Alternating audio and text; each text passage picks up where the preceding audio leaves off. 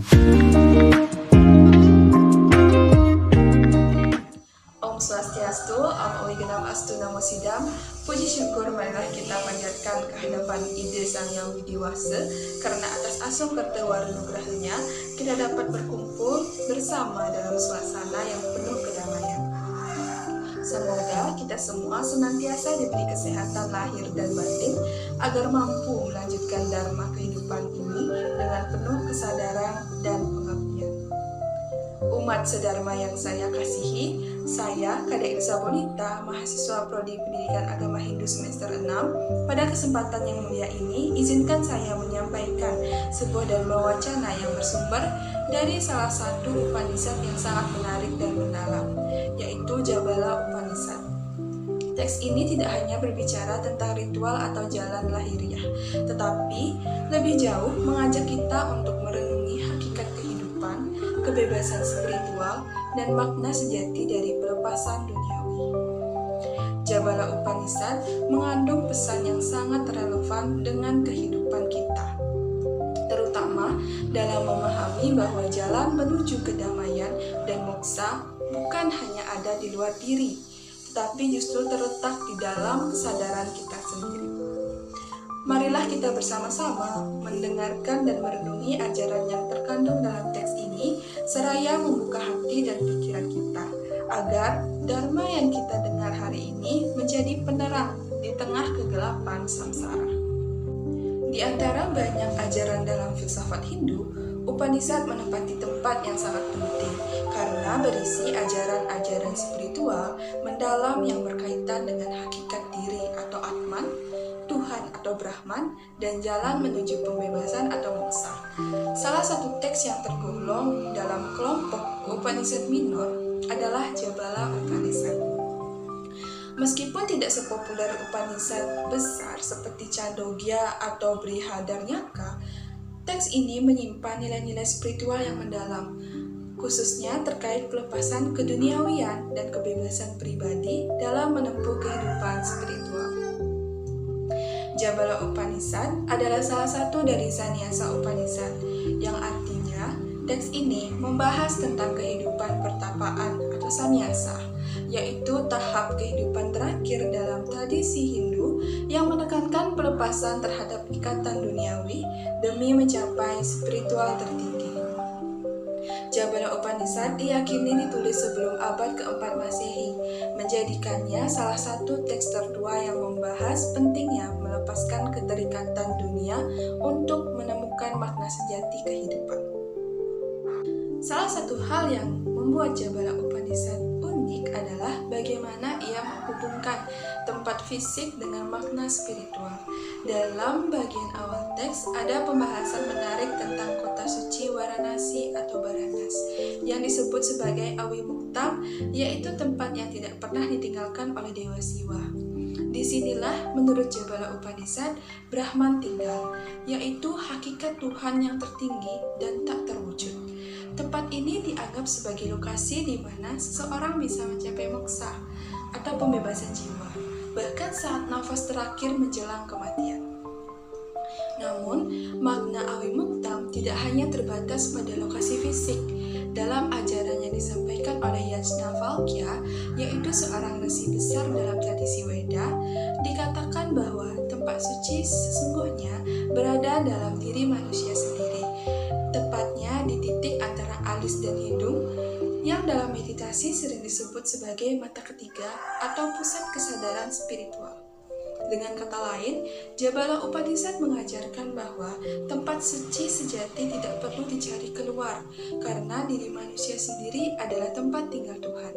Inilah ajaran kunci yang menghubungkan konsep makrokosmos atau alam semesta dan mikrokosmos atau diri manusia dalam spiritualitas Hindu. Salah satu ajaran paling radikal dan membekas dalam Jabala Upanishad adalah bahwa siapapun boleh meninggalkan kehidupan duniawi kapanpun ia merasa siap, tanpa harus mengikuti urutan tahapan hidup yang kaku seperti yang dijelaskan dalam sistem asrama atau tahapan kehidupan dalam Hindu. Secara tradisional, seseorang baru boleh diperbolehkan menjadi sannyasi setelah melewati 3 tahap. Yang pertama yaitu Brahmacharya atau tahap belajar. Lalu yang kedua ada Grihastha atau berumah tangga, dan Wanaprastha atau pensiun ke hutan untuk hidup sederhana. Namun, Jabala Upanishad menyatakan bahwa seseorang boleh melepaskan kehidupan dunia bahkan setelah menyelesaikan tahap belajar tanpa harus menikah atau menunggu tua. Ini adalah bentuk pengakuan terhadap hak spiritual pribadi, bahwa pencarian kebenaran tidak harus menunggu persetujuan orang atau mengikuti jalur sosial yang telah ditentukan. Dalam konteks modern, ajaran ini sangat relevan karena memberikan ruang bagi pencarian makna hidup yang otentik dan sesuai dengan suara hati. Umat sedharma yang saya cintai, dalam ajaran Jabala Upanishad, konsep sannyasa atau meninggalkan kehidupan duniawi bukan hanya tindakan fisik atau sosial, melainkan sebuah lompatan spiritual, suatu transformasi batiniah di mana seseorang benar-benar melepas keterikatan terhadap segala hal yang bersifat sementara dan lahiriah. Seseorang yang memutuskan untuk menjalani kehidupan sannyasa tidak lagi diharuskan untuk menjalankan berbagai ritual seperti upacara api atau penggunaan benang suci. Dalam pandangan teks ini, ritual sejati adalah penghormatan kepada Atman, yaitu inti kesadaran dan jiwa dalam diri setiap makhluk hidup. Ritual batin ini dilakukan bukan dengan mantra, api atau sesajen, melainkan dengan hidup secara sadar dan tidak menyakiti siapapun dalam kehidupan, perkataan, dan perbuatan. Seorang sannyasi dalam pengertian Jabala Upanishad adalah seseorang yang hidup dalam kesederhanaan total. Ia tidak lagi mencari kenyamanan duniawi, tidak terikat pada kepemilikan atau identitas sosial, dan hidup dari belas kasih masyarakat dalam bentuk pemberian makanan. Namun, lebih dari itu, sannyasa bukan sekedar berpindah dari rumah ke hutan, melainkan perjalanan masuk ke dalam diri sendiri untuk memahami dan bersatu dengan kebenaran tertinggi, yaitu Brahma. Yang menjadikan ajaran ini begitu menarik sekaligus kontroversial adalah bagian yang memberikan kelonggaran spiritual bagi mereka yang dalam kondisi tertentu atau tidak mampu menjalani sannyasa secara fisik.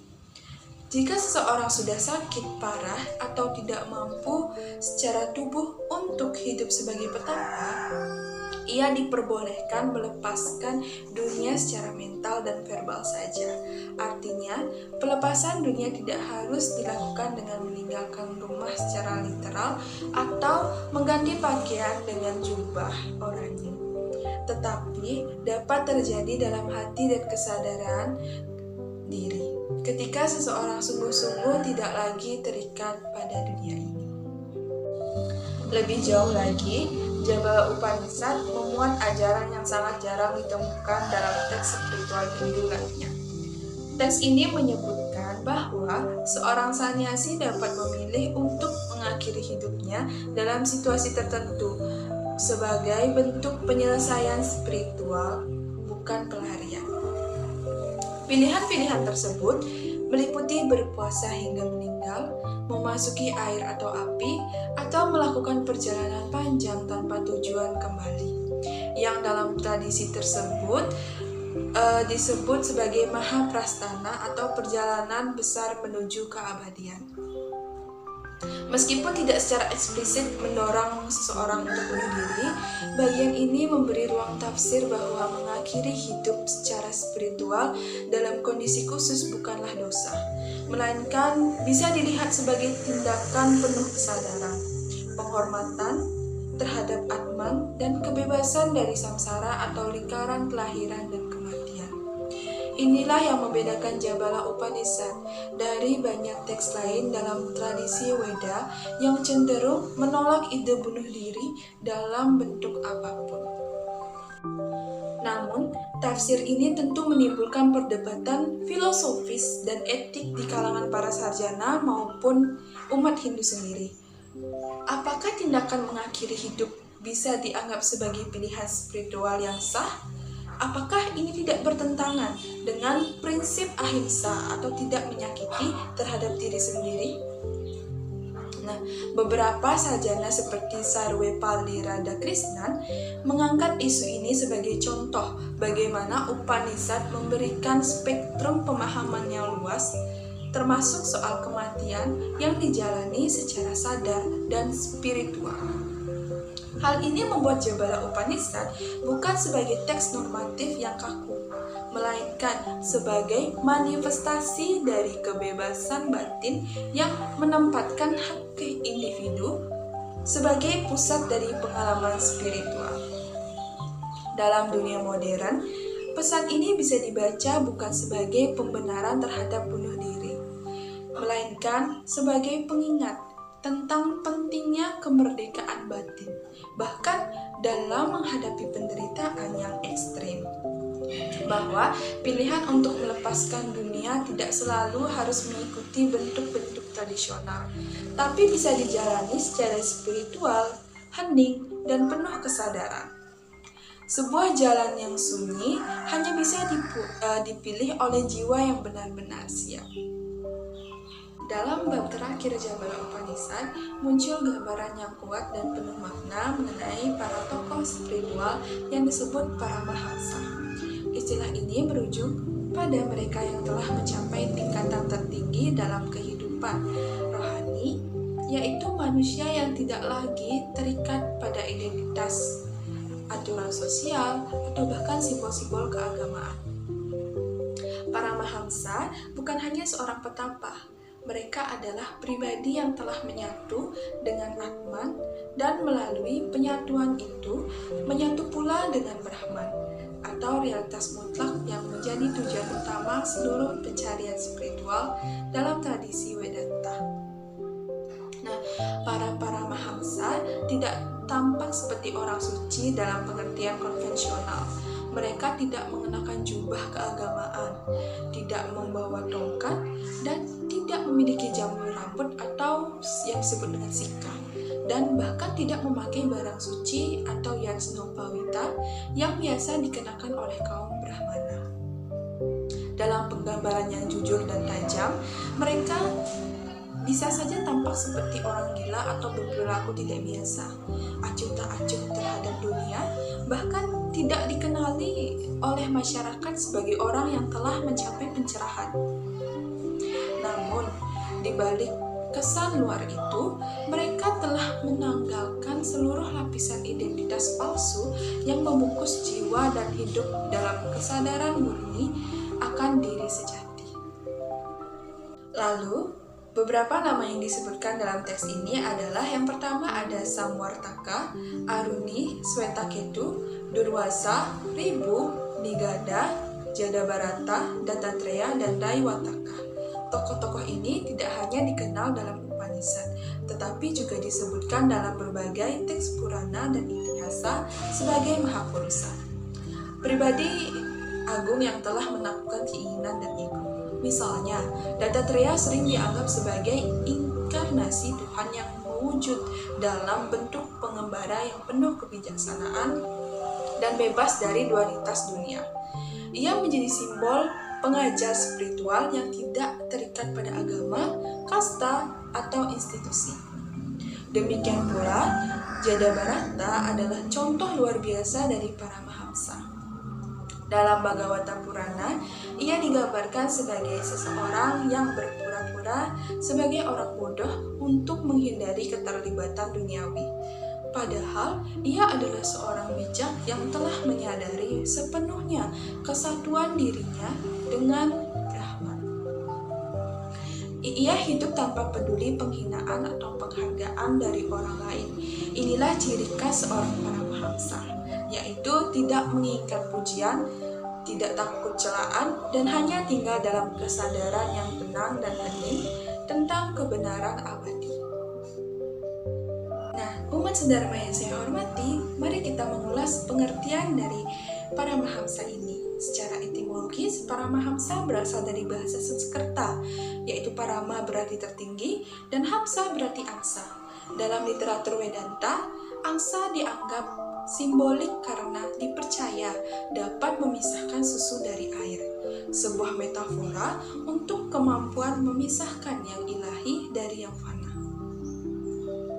Seorang Paramahamsa memiliki kemampuan spiritual untuk membedakan mana yang nyata atau disebut dengan sat dan mana yang semu atau disebut dengan asat, dan hidup hanya dalam kebenaran mutlak. Menurut Encyclopedia of Hinduism, Paramahamsa dianggap sebagai status tertinggi dalam tatanan sannyasa. Ajaran ini tentu sangat relevan di tengah masyarakat yang sering menilai kesucian dari penampilan luar atau simbol eksternal. Jabala Upanishad justru menekankan bahwa kesucian sejati adalah transparansi batin, bukan formalitas. Kesadaran spiritual bukan soal apa yang dipakai atau dimiliki, tapi soal sejauh mana seseorang telah melepaskan keterikatan, kebencian, dan ilusi tentang dirinya sendiri. Nah, dalam pandangan masyarakat, Paramahamsa ini mungkin sudah dipahami, bahkan bisa dianggap sebagai orang gila.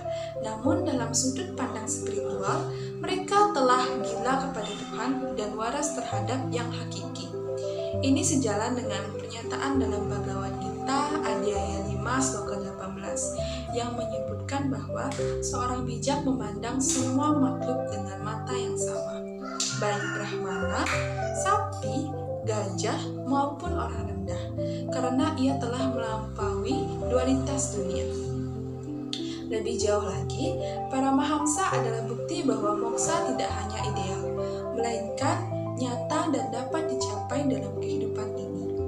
Mereka bukan hanya simbol, tetapi juga inspirasi bahwa pembebasan dari samsara bisa diraih ketika seseorang hidup sepenuhnya dalam kesadaran Brahman.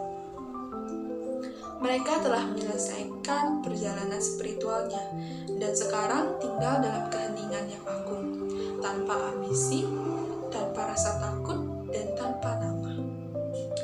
Nah, dengan demikian, Jabala Upanishad tidak hanya mengajarkan jalan menuju pencerahan, tetapi juga memberi kita gambaran nyata tentang apa yang terjadi ketika seseorang telah mencapainya. Paramahamsa adalah teladan itu. Mereka bukan sekedar orang suci, tapi cermin sejati dari diri yang telah menemukan kembali dirinya sendiri sebagai Tuhan.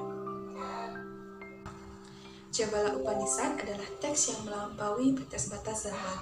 Meskipun ditulis lebih dari 1000 tahun yang lalu, ajarannya tentang pelepasan dunia, pencarian kesadaran diri, dan kebebasan spiritual tetap memiliki makna yang mendalam bagi manusia modern. Upanishad ini mengajarkan bahwa kesucian tidak terletak pada simbol-simbol luar, tetapi pada kesadaran akan Atman dalam diri. Ia menempatkan pencarian spiritual sebagai hak pribadi yang tidak terikat oleh usia, status sosial, atau tahapan kehidupan tertentu. Salah satu kekuatan terbesar Jabala Upanishad adalah keberaniannya dalam mengakui kerinduan jiwa untuk bebas, bahkan ketika dunia belum siap memahami keputusan itu. Ajarannya memberikan ruang spiritual yang luas, termasuk kepada mereka yang tidak mampu secara fisik untuk menjalani kehidupan sebagai pertapa. Bahkan, ketika membahas soal akhir kehidupan, teks ini tidak melihatnya sebagai akhir biologis semata, melainkan sebagai perjalanan pulang menuju Brahman. Jika dijalani dengan kesadaran dan kesucian niat.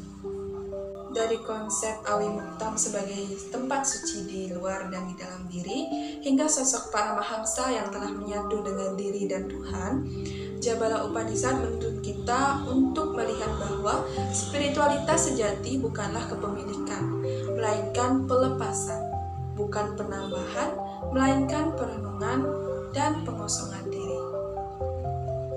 Lalu di tengah masyarakat modern yang serba normatif, ajaran Jabala Upanishad mengingatkan bahwa setiap individu berhak memilih jalan hidupnya secara sadar, termasuk dalam urusan spiritual. Tidak harus menunggu tua untuk mencari kebenaran. Kesadaran bisa hadir kapan saja.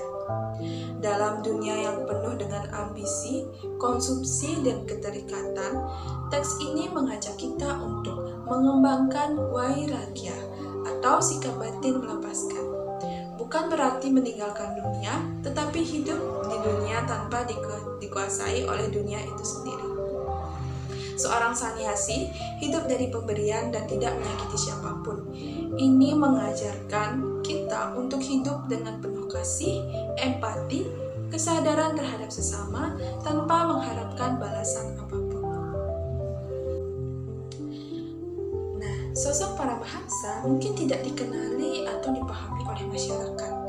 Nilai ini penting dalam membentuk masyarakat inklusif yang tidak menilai orang lain hanya dari penampilan luar. Di tengah hiruk-pikuk dunia digital dan tekanan hidup modern, ajaran untuk mengenal dan menyatu dengan Atman menjadi sangat relevan. Meditasi, keheningan, dan refleksi diri bukanlah pelarian, tetapi kebutuhan. Akhirnya Jabala Upanishad bukan hanya sebuah teks untuk dibaca, melainkan untuk direnungkan. Ia menantang kita, membebaskan kita, dan menuntun kita pada satu kesadaran luhur, bahwa dalam diri setiap makhluk bersemayam kekekalan yang tak ternoda oleh dunia. Jika kita mampu diam sejenak, menyelami diri sendiri dan melihat dunia tanpa keterikatan, maka kita pun bisa menemukan jejak para mahangsa di dalam hati dan diri kita sendiri. Semoga ajaran ini menjadi pelita dalam perjalanan spiritual kita semua. Baik, itu saja yang dapat saya sampaikan dalam Dharma Wacana kali ini. Baik kurang dan lebihnya saya ucapkan mohon maaf sebesar-besarnya dan saya ucapkan terima kasih. Saya akhiri dengan mengaturkan para mesanti. Om Santi Santi Santi.